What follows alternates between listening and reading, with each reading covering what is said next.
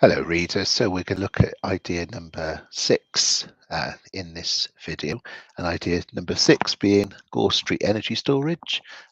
So let me share my screen and we'll get started. So including this in my 25 ideas, kind of a couple of reasons behind it. It's probably worth me kind of going back over a number of old articles, and I actually it was writing this article about energy storage that kind of prompted me to look at GSF, so Gore Street, Grid, and Harmony.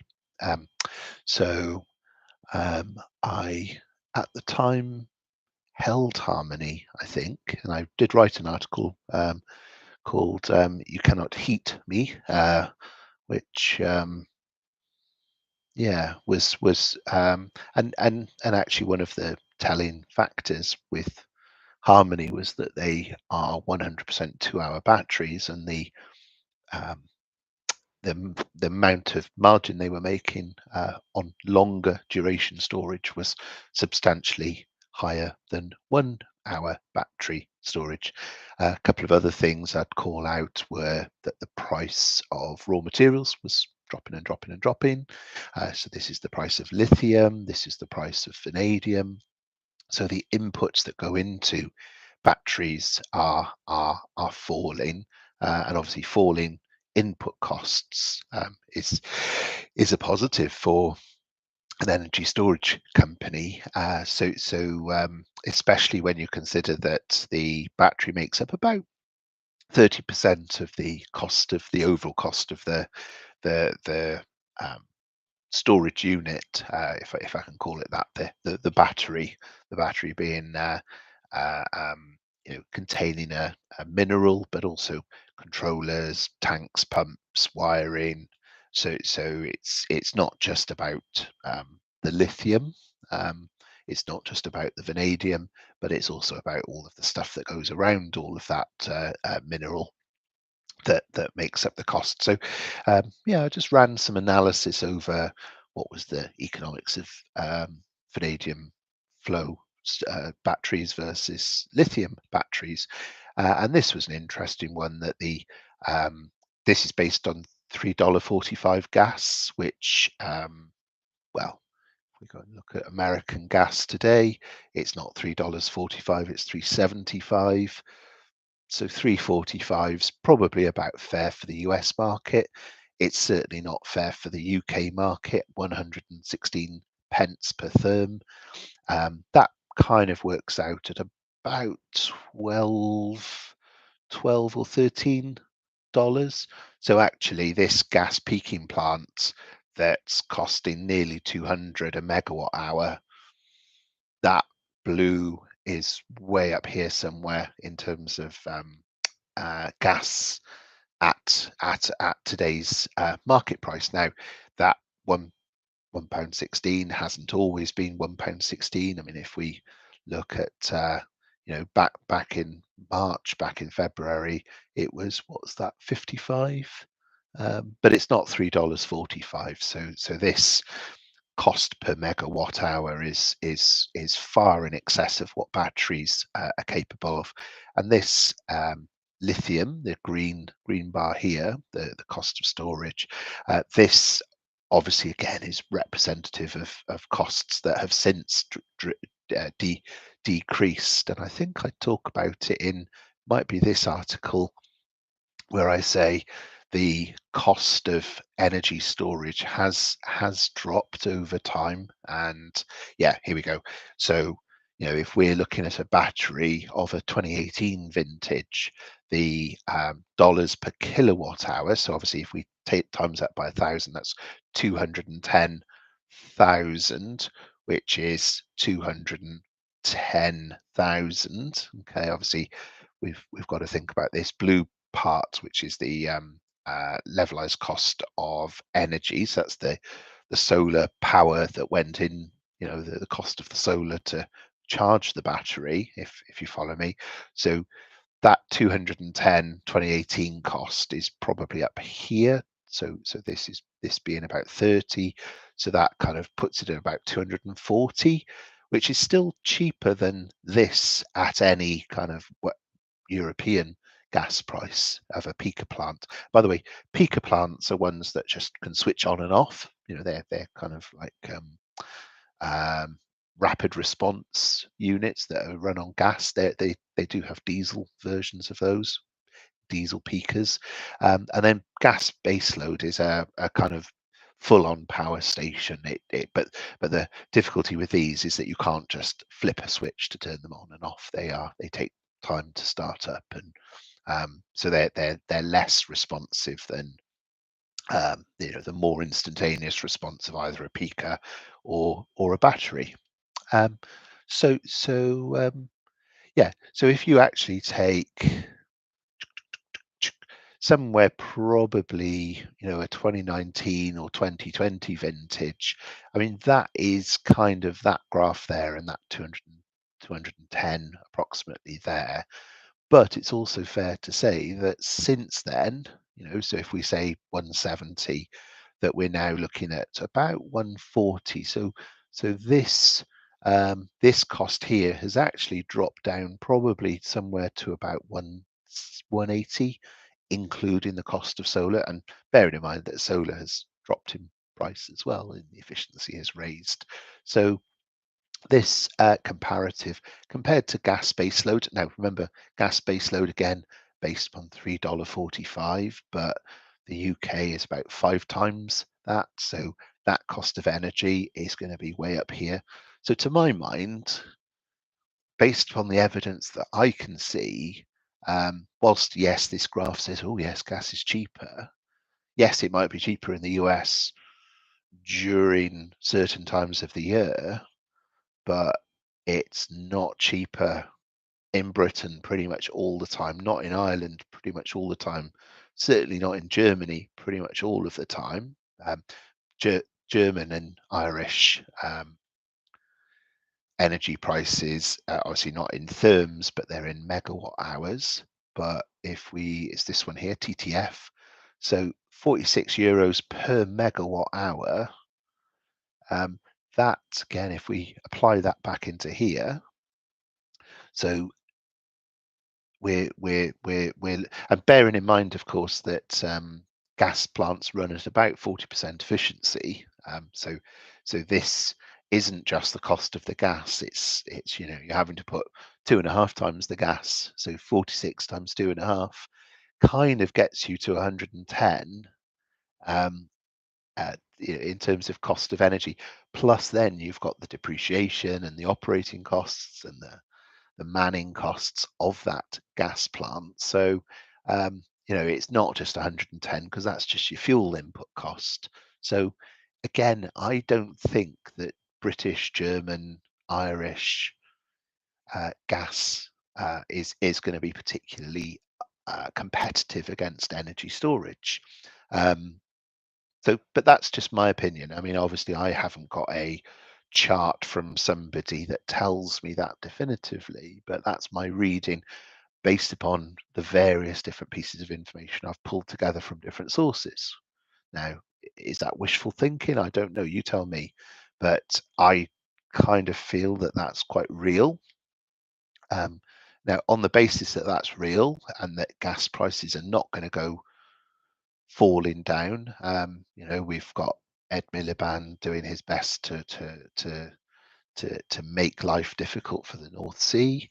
Obviously, there's in the news today. There's the deadline of the cut-off of the 100% cut-off of gas from Russia. We've got increasing amounts of LNG coming across, including to Germany, that is supplying, but that's at $12. It's not at these prices, I can assure you. That TTF gas is domestic prices. That's not that's not the price of LNG gas. So LNG gas is normally about 2.5 times that. It's about $12 an MMBTU, 12 to 13.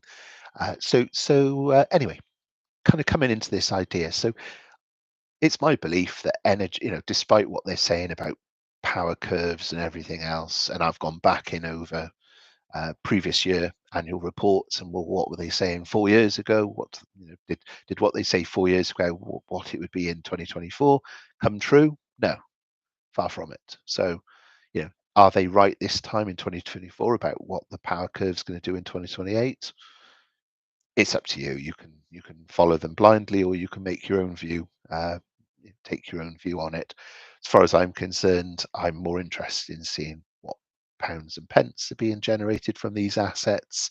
And yeah, look, from my point of view, obviously this NAV is kind of to some extent, obviously it's based on the capex, but it's also based on it's moderated by power curves and so on.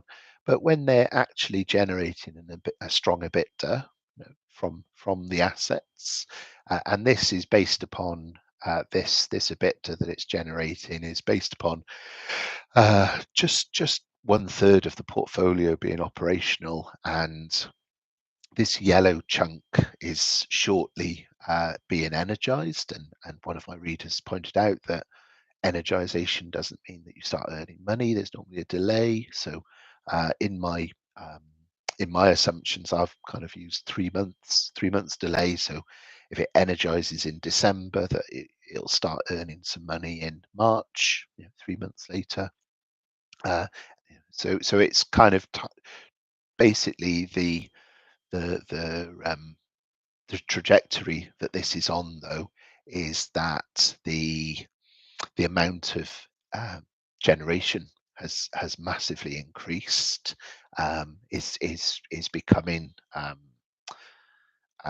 is going to be at at 3/4 of a gigawatt.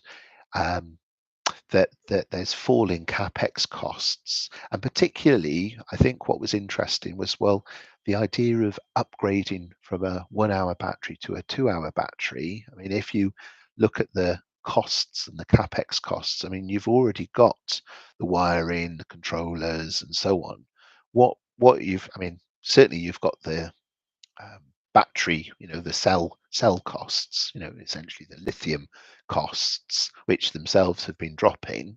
But then there's going to be labor costs. There's going to be additional controllers and different things that are needed for a 2 hour battery as opposed to a 1 hour battery. So I'm not saying it's just the lithium cost, but it's also fair to say that it's not, to double the capacity is not double the cost. Yeah, so there's a great opportunity for GSF to build out its 1 hour storage into 2 hour storage, or perhaps more. It's also the case, again, I think I've got it in this article, where if you look at here we go, the 2 hour battery, the 2 hour battery megawatt per hour power curve. I mean, this is sort of rising to 110, 114. It's actually better performing than the 1 hour battery. I think I do have a chart. I might have to try and find it, but I do have a chart that compares the 1 hour and 2 hour directly, and the 2 hour was because it can acquire energy when energy is cheap and sell energy when energy is dear. And energy is not just cheap for 60 minutes. Um, and just to kind of further complicate it, that you've got deep discharge, which is above 85%. So actually the optimal way to run these batteries is not to actually go from 100 to 0, to actually just go 100 to 15, back up to 100, back down to 15, to over discharge, if I can call it that. They don't call it that. They call it a deep discharge. Is actually detrimental to the life of the battery. So, but certainly what you can see is 2 hour battery performance is much higher. And I mean, the presumption is that a 4 hour or a 12 hour would be much higher again. You know, that would be, ah yes, here we go. This is what I was looking for. So the dark blue navy is the 1 hour megawatt per hour. The green is the 2 hour. So you can see here this dotted line, this navy dotted line versus this green dotted line, how much more money? I mean, we're looking at what, 90 to 100, about £35,000 per megawatt per year. So on the basis you've got 750 megawatts. So you know, again, let's grab our calculator at this point. So if you're making £35,000 over 750 megawatts, I mean that's delivering an extra 26.25 million. Not just extra revenue because you've got extra capacity, that's actually extra margin because you're selling it at higher prices. That's you know, that's what this chart tells us. And this was a curve comparison based upon from this company Grid, which is the Gresham House. So they've got a mixture of 1 hour, 1.5 hour, half an hour, and 2 hour. So they've got 4 types of battery, and they kind of return back.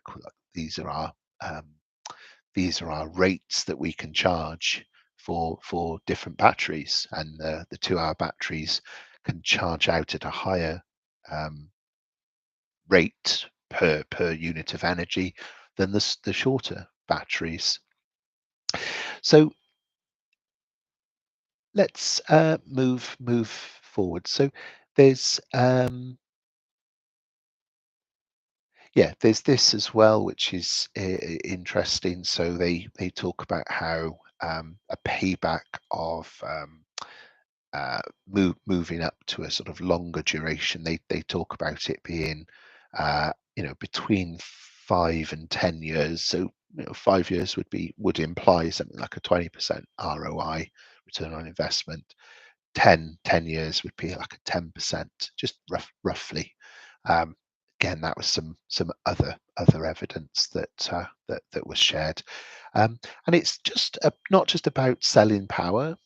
It's also about the whole arbitrage. So the fact that gas prices are this, or the electricity prices are that, you know, that, you know, like today it's 98. So if we kind of have a look over the course of say the last 10 years, you know, it's not so much that here they were making more money, although they probably were when electricity was nearly 600 a megawatt hour, whereas now it's only 98, and back here it was what, 20, so on 17. So we can see a great deal of variability. But it's more than this. It's about the trading range within a day. So um, if we have a look at Electricity UK today, this energy dashboard. So what we can probably see, if I've chosen the right one, is that we've got different levels of demand at different times of the day. So obviously overnight energy demand is lower, and during the day energy demand is higher. But also that maybe it's not this one that shows it, but that at different times of the day the pricing varies as well. Let's see if we can. Yeah, I think this might be it. So we can see here right now the price is 102. Yes, this is the chart that I was looking for. So we can see that the maximum price is 110, the minimum price is 58. Now, if you were buying and selling, I don't know, packets of soap on eBay, and if you could buy packets of soap for 58p and sell them for £1.06, you know, you're going to make 40p profit on each bar of soap. I mean, that's one way to make money with these BESS assets. But there are times, and obviously we're talking about the past day here, there are times, and you can see sort of an example here, where the dip is far more pronounced. Yeah, it's like here on Saturday, for example, the dip is far more pronounced than the spike. So here I'm buying my soap for 11p, selling it for 75p. I'm actually making 64p. So it's not just the price of the electricity, it's not just the sell price, it's the buy price as well. And I suppose it's fair to say that if we kind of look at, if we can just go back in time with this data, but um, if we went back in time, I mean, on windy days and on sunny days, which obviously is, one of the criticisms that people make about renewables, is that they're intermittent. But the great thing is that battery energy can take advantage of that intermittency, that it can grab the power when, it's like you can buy the bars of soap when the bars of soap are going at, sort of special offers, 2 for 1, 3 for 1, 4 for 1, whatever, and then just sell them when you've got grubby looking people that need to wash themselves. They're desperate for their bars of soap, and here we are, I've got some. Um, and that's the whole rationale with well, that's part of the rationale with battery energy. It's not just about that, though. It's also about the services to the grid. So it's the moderation of the frequency and demand services. So there's other ways to make money. And in fact, if we go and look at the latest report, and we look at the mix of revenues, revenue split. So that's revenue split by geography. That here we can see that wholesale trading is only, buying and selling bars of soap is 10% of the revenue.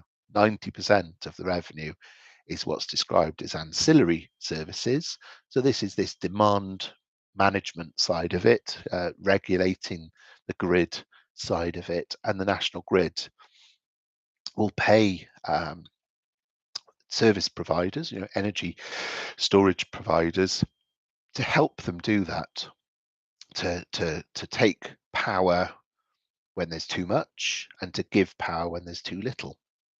So it's that moderation, ancillary services that it's focused in on. I haven't written an article about the latest results, but clearly, there were some geographies where the rates were much lower than expected. Some geographies where the rates were much higher than expected. So obviously, this 697 was dramatically down on a year before. So the summer of 24 was milder than previous years. When it's hot, people put their aircon on. When it's not, they don't, or don't so much. So there was a very, very big disparity, not 82% drop. So the point is that I suppose there's two ways of looking at this. That yes, there's peaks and troughs, but there's different ways of making money. There's different geographies where you can make that money, and just because last summer was mild, the one before wasn't. Just because the last winter was mild, so far I think the evidence that this one is not. So there's peaks and troughs, inherent, and the opportunity to make money when those peaks and troughs appear. That when soap's on a 10 for 1 bargain basement, buy one get 10 free, just scoop up all the soap you can, because then you can sell it at a good price sometime later. And that's, I'm oversimplifying it, but I'm just sort of making the point, I suppose, that there's very, very large spreads between peaks and troughs to this. But yeah, the I suppose the encouraging thing here is that it's cash generative. It's cash generative. The big question mark has been whether the dividend is covered. And I think it's pretty, my own personal view is that the dividend is pretty nailed on, and that they've, even in their half year report, they speak of it. They imply that it's safe, and the next dividend is the big chunky one, the 4p, and we're talking about 4p on a share that you can buy at 48, 49p today. So if we just quickly go and look, let's see what it's up to today. Yeah, so you can buy it for 49.1. So a 4p quarterly dividend, that's 4p.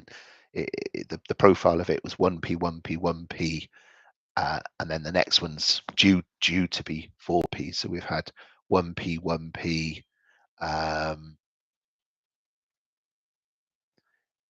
and yeah, maybe the next one is actually 1p as well, and then the last one being 4p. So this one was in the summer, this one was in the spring.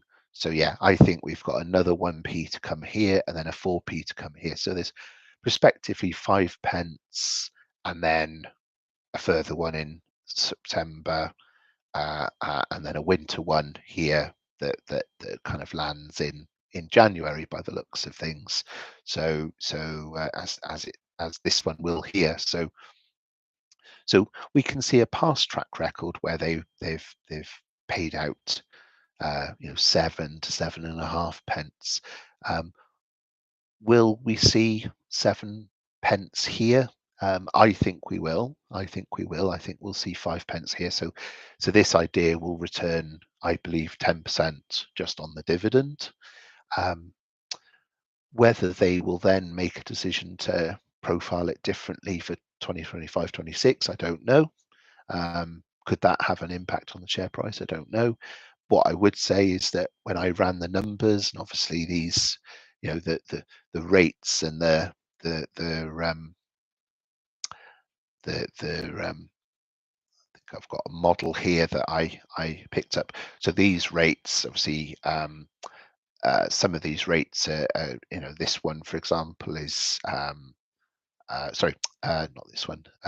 The Texas one but this one has proven to be far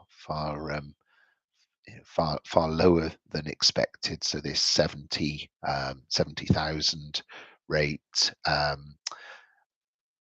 yeah, not everything not everything has been predictable, shall we say. But the idea is that we've got something that up till last 3 months ago was not fully covered, because we've got energizations. So this we've got energizations of 3 assets. It's this, yes. So this one here, Big Rock, is imminent, as in we should see an RNS any day now. And then we're looking at maybe 3 months, so a March 2025, where this one kicks in. So Big Rock is in California, and California has the most expensive electricity in the US, I believe. It's not renowned for cheap power. Texas does have cheap power, but it has cheap power until it faces a spike, and then it kind of then the price ratchets up. So and the way it works in America is that they don't do what we do in Britain and say your rate for the next 6 months, your energy cap, is this. What they will do is that they will say, well, we will charge you wholesale rate plus a percent, or plus an amount. So they just pass on. So if there's a spike, well, the homeowner has to pay it. So the energy providers, yeah, it's just a completely different way of operating compared to Britain, Britain, Ireland, and I think Germany, where you just have a fixed rate for retail, and then the wholesale rate kind of fluctuates, but they absorb, and presumably make a profit on top of that. So that's kind of what we're looking at, where we should see, and these assumptions here is that it's going to become a more than covered dividend based upon just the assets and what they're capable of delivering, that 3/4 of a gigawatt. But on top of that, we've got this hidden value of 60 to 80 million of tax credits. So they're going to have to sell those tax credits. And it's also the question mark over whether Trump will get rid of them, but there's been no mention of it. Um, in fact, there's been a lot of articles that exactly as I forecast that Trump will probably get rid of the EV 7,500 subsidy. That he'll water down some parts of the IRA, especially as they relate to regulation. So stuff around methane emissions for gas and coal probably will go, but there's a lot of Republican states, Texas included, that are benefiting from the IRA tax credits. And I think when Trump has got a 3-seat majority, it's a very slim majority in the House, in the Senate, that it only takes one or two Republicans to sort of say, hang on a minute, I want a special exemption for X, Y, and Z. So it's not as though Trump can just say something and then it make it so. It doesn't work that way in American politics. It really doesn't. Even Biden, to get the IRA through, and he had a far larger majority than Trump ever did, it took him 12 months. And in fact, it wasn't Biden that did it. It was Minchin and um, the um, I forget the yeah, but it was two senators, a Republican senator and a Democrat senator, that came to a compromise deal, and they got it through. And Biden was actually surprised because Biden had given up hope on getting the Inflation Reduction Act through into law. So this 60 to 80 million, I mean, that adds back a good chunk of money. And the other thing to say is that there's actually a good margin of safety even in the September accounts. So let's let's quickly go and look for headroom. Head cash. Um, let's find. Yeah, so they themselves talk about that with a greater level of certainty. Yeah, so that's 60 to 80. Available cash of 36 million. Had drawn 66 of its borrowing facilities. It's got 100 million there. So you've got sort of 36 plus 34. So you've got 70 million pounds headroom from the looks of this is as at September 2024 accounts. So you've actually got pretty large margin of safety that even if it's not exactly at 100% come March, that doesn't necessarily then mean